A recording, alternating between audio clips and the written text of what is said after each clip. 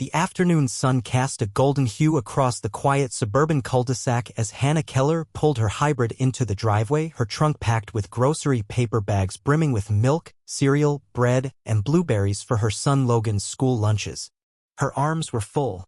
Her keys dangled from one finger, and her mind was on dinner prep. It should have been just another Wednesday. Halfway to the front door, a sharp voice sliced through the comm.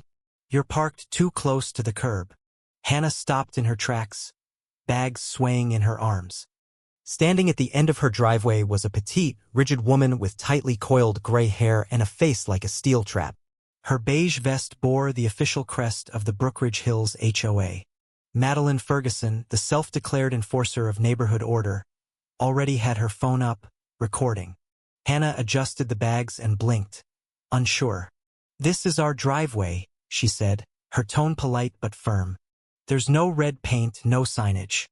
We've parked here for years." "Non-compliant with Regulation 9, subsection 4.3, Madeline said without blinking. "Revised last quarter." Hannah tried to keep the irritation from her voice. "We didn't get a notice. It was mailed. Twice. There hadn't been any notice." Hannah knew that, but arguing felt like trying to swim upstream in molasses. Before she could respond, a white van with the Brookridge Hills HOA emblem pulled up alongside the curb. Another figure emerged, a stocky man with mirrored sunglasses and a clipboard. "Hi there," he said in a tone that was trying too hard to sound casual. "I'm Greg. We'd like to resolve this quickly, ma'am. No need for drawn-out procedures.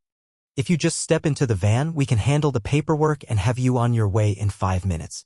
The grocery bags were growing heavy in her arms. Her gut twisted with unease. "I'll just put these inside," she started. "No need," Madeline cut in, smooth as silk. "It won't take long." Greg stepped slightly closer. "It's best to cooperate," he said, with a tone that was calm but carried weight, like something just under the surface wasn't quite right. Hannah hesitated. She'd been to enough HOA meetings to know how fast things could spiral: citations, fines, even letters sent to employers. She just wanted this over with. "Fine," she said, sighing. She climbed into the passenger seat of the van. The door shut behind her. Click. Hannah reached for the handle, turned it. Nothing. She tried again. Still locked. Inside, Greg sat across from her, tablet in hand, tapping away. Outside, Madeline kept filming. Inside their house, Hannah's husband, Mark, was rinsing strawberries at the kitchen sink. He glanced out the window, something instinctual, and froze. There, in the HOA van, was his wife. Her palms were pressed against the glass, her mouth moving rapidly. He couldn't hear her, but he could see her.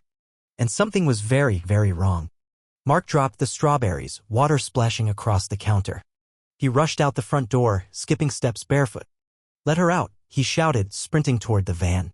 Greg turned to him slowly, unfazed. "Sir," she entered voluntarily. "We're processing a compliance violation." Mark ignored him, yanked at the door handle. "Locked." "She's locked in," he snapped, voice rising in panic. "She's not under arrest," Madeline said evenly, as if quoting a manual. "We're awaiting local enforcement. It's standard protocol." Inside, Hannah slammed her fists against the glass, her mouth forming silent pleas. The heat was building fast, black metal baking in the sun.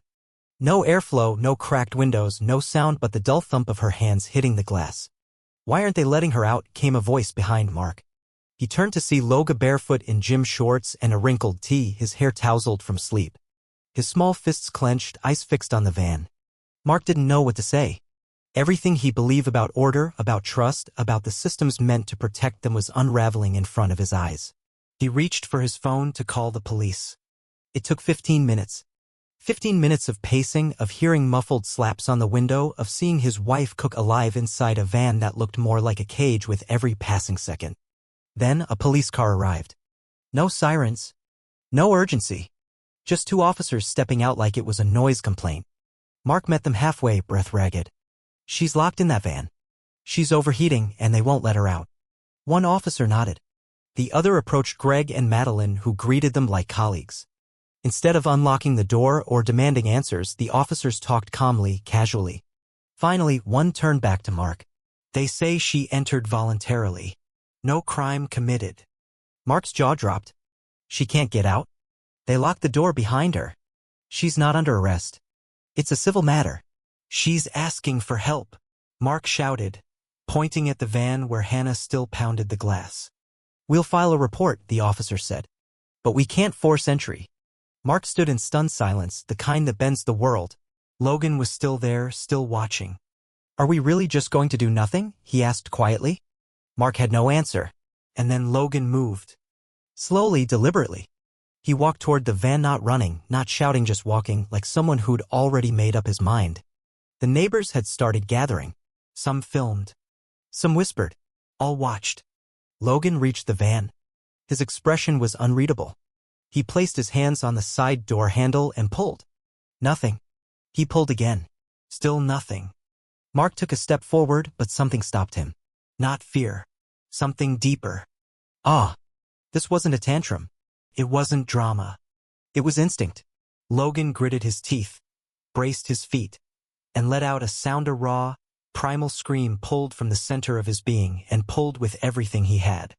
The van groaned. Metal creaked. Screamed. On the fourth pull, it happened.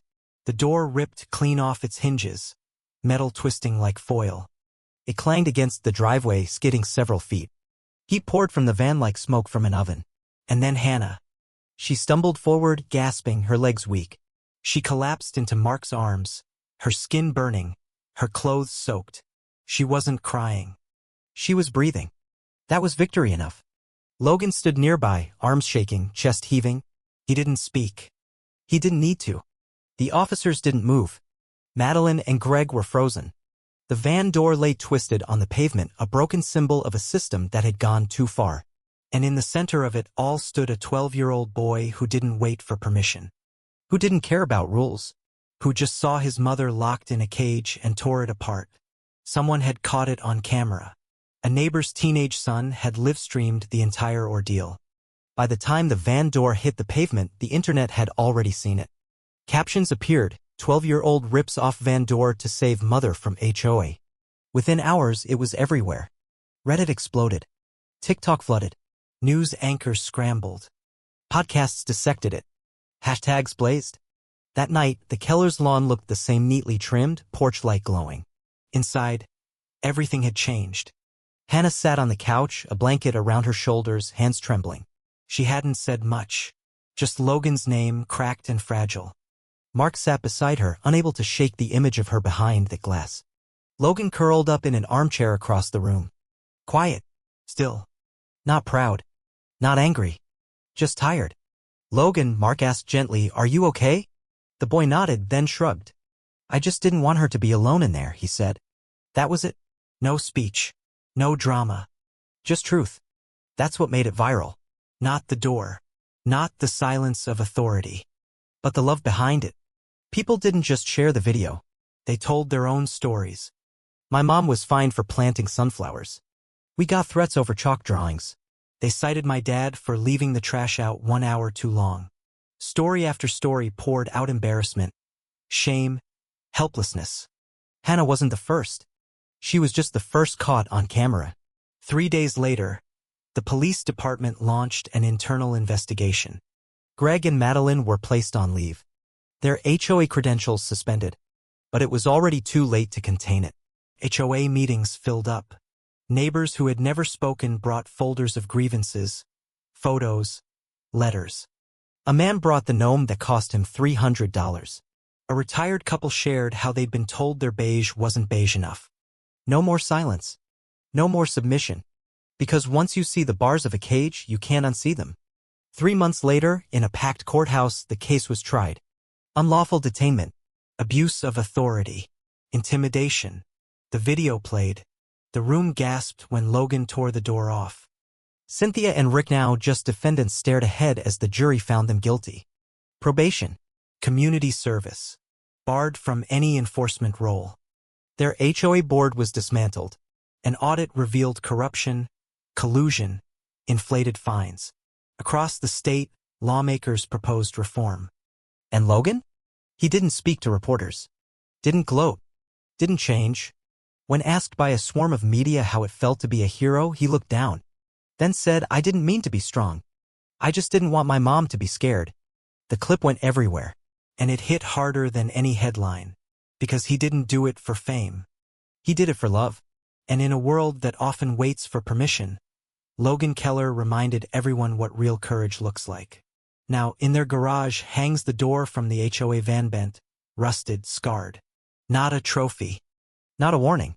A reminder that sometimes, when the world looks away, a child shows us how to fight back. Not with rage, but with love strong enough to rip the door off a broken world.